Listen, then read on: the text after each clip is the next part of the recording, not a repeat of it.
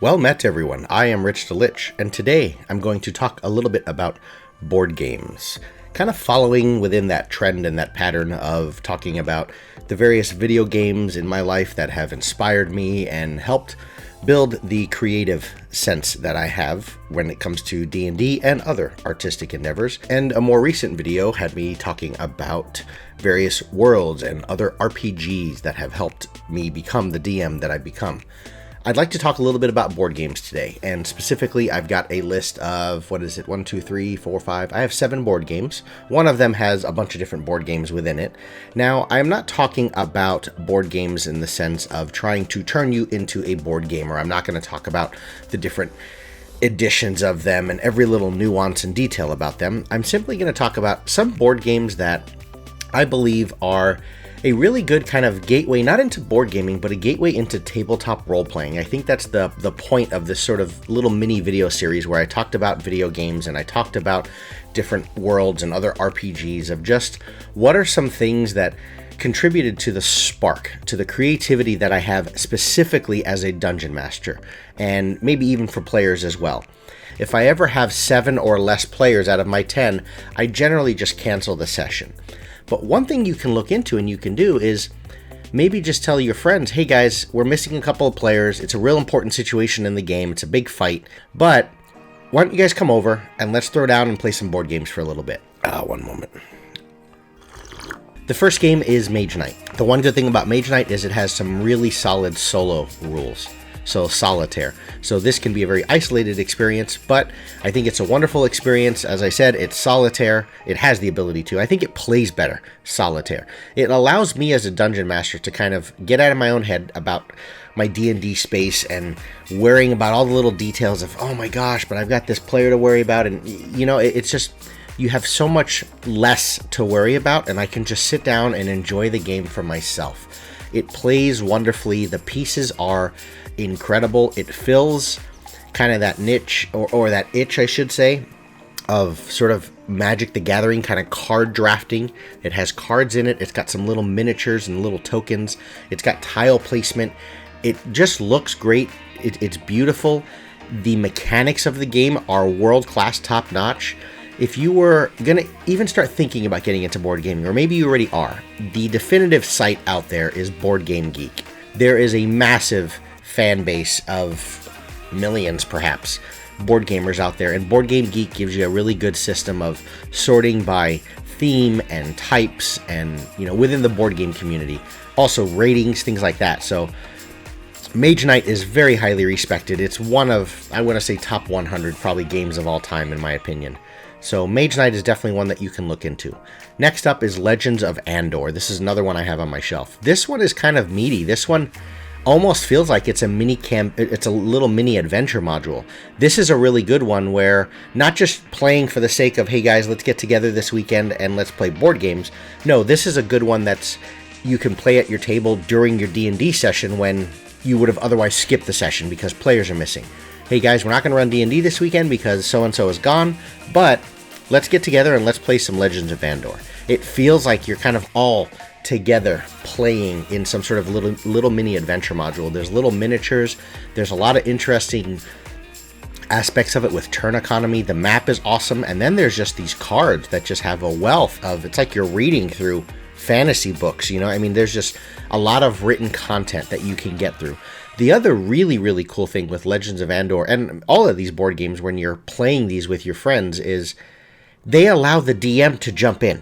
They allow the DM to just become a player as well and kind of share in that experience together without having the different aspects of being on one side of the screen or another. So that's another just really big selling point with board games. Now, you might want to delve further into certain board games and look into ones that are co-op versus, you know, competitive and versus each other. But board games allow the DM to take part as well, just like he is a player. Next up is a long list here. I don't have any of these on my shelf, but I played many of them. And you have, of course, the typical, The Legend of Drizzt. It's Wrath of Ashardalon, Castle Ravenloft. These are some of the higher rated ones that are just sort of these big box, official sort of Dungeons & Dragons games. The other good thing with these is by purchasing these, oftentimes these are known as the best means to start acquiring a miniature collection. because for 50, 60, 70 bucks, whatever it might be, you're going to get like 60 miniatures that are of about, I think it's 28 millimeter scale. So they're appropriate. They'll fit well within your gaming table. You know, you can paint them up. So you get a lot of miniatures. Some people don't even play these games, but they're starting their D&D campaigns and they want to get some miniatures going, and they'll just buy all of these box sets, and you now start with 200-300 miniatures. If you want Drow, get the Legend of Drizzt. You have a bunch of miniatures there. But these games, along with another one called Descent: Journeys in the Dark, these can have almost a board game version of D&D, where sometimes you have the role of like a dungeon master or someone that's sort of facilitating the experience, and then you have players navigating their way through dungeons and throwing down tiles and chits and looking at little cards and stuff like that. So another honorable mention game here, or a game that would fit within this list that feels very D&D-esque, are the Pathfinder card game board games. There's a few different ones out there. It's exactly role-playing games. You're just playing in a different format. You're rolling through cards, but you're almost having a level-up concept where you can play this board game, and then every time you play it, you go through different scenarios and adventures, but you're playing with a sort of leveled-up character, so your character gets better. You're building a deck that gets better, so you're getting better items and weapons and armor to help you defeat later adventures and whatnot. So all of those games, Legend of Drizzt, Wrath of Ashardalon, Castle Ravenloft, Descent: Journeys in the Dark, and all the Pathfinder card game ones are really good games to look into. Next up is by Wizards of the Coast themselves. They've got a few games, besides obviously their Magic the Gathering and Dungeons and Dragons franchises. One of their games is Lords of Waterdeep. Thematically, it's Waterdeep. It's Forgotten Realms. If you're playing within that space and you have a Forgotten Realms campaign, but you're again on a break because some players are missing, you can certainly throw down at the table for a couple hours, 2, 3, 4 hours, and play through a couple of games of Lords of Waterdeep, and you're going to stay within that headspace for inspiration. And maybe even just not playing the game. I mean, yes, I play Mage Knight solo, but there's times that I might pull some of these off my shelf when I'm a little bit stuck creatively, and I'll just start flipping through some Lords of Waterdeep cards and see what those different quests are that you might turn in.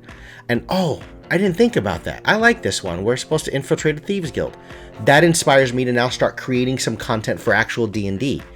So, you know, no different than looking at wonderful artwork. I might sit down and just look at some miniatures from some of these games and just say, man, this is a cool miniature.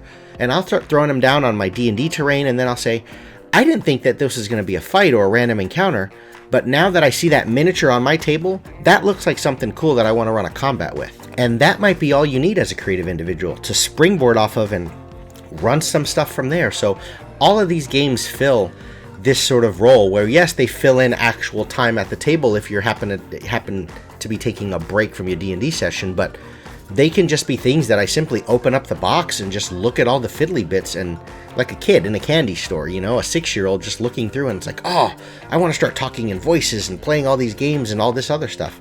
So they can provide a wealth of inspiration. You just have to allow the mind to stay sort of free in that regard. So Lords of Waterdeep is a really good one. As I said, it is very specific. It's within the Forgotten Realms and Waterdeep, more specifically, world and theme and vibe. There's 3 more real quick here. So next up we have Lord of the Rings, the card game. This is by Fantasy Flight. It's a really cool card game. I'm a huge fan. I used to play competitive, semi-competitive Magic the Gathering back when it first came out, alpha beta time period.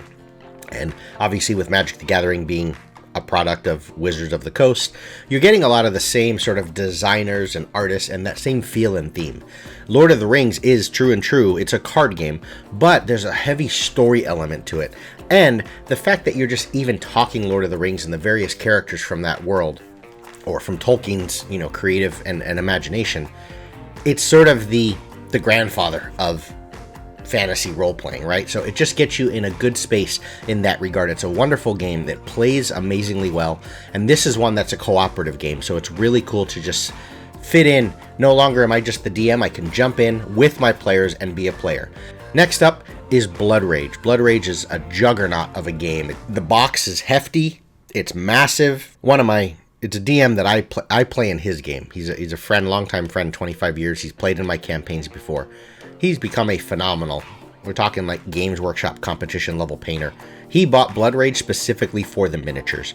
And as he's painted these things, some of these things have hit our gaming table in D&D, and it's become like, what the hell giant are we fighting now? So Blood Rage has all the epic, grandiose nature of just a cool board. The chits are awesome. The artwork on the cards is amazing. The theme, it's just over-the-top Ragnarok. The board starts to explode itself and killing everything in the regions.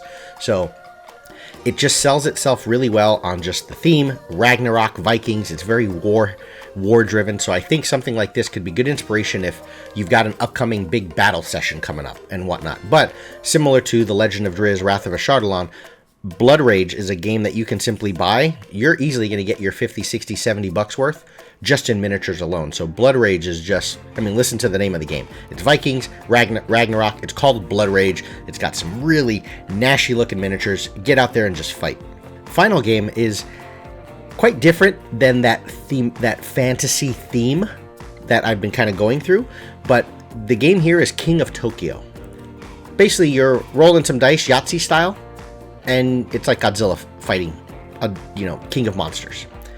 It plays in about 20 minutes, so it's very quick. You can get through a lot of games. You can keep everything sort of just chill. There's no pressure of the DM having to wrangle in preparation and coming up with the world's greatest session. You have that relaxation of, okay, we finally have a weekend that, as much as we love playing D&D, it's finally a weekend that we can just take off and just chill a little bit and just relax. King of Tokyo is the simplest, but of the 170 games on my shelf, King of Tokyo has been for a long time. I've had many friends, family, other people that want to get into board games, get into other games. Hey, what's the best game you have? What's the best board game? King of Tokyo is my number one. It is the true essence to me of getting people together, sitting around a table, laughing. That's what's very different than video games. Getting people together and just seeing that face across from you, rolling some dice, and having my giant gorilla try and kill your giant alien squid monster.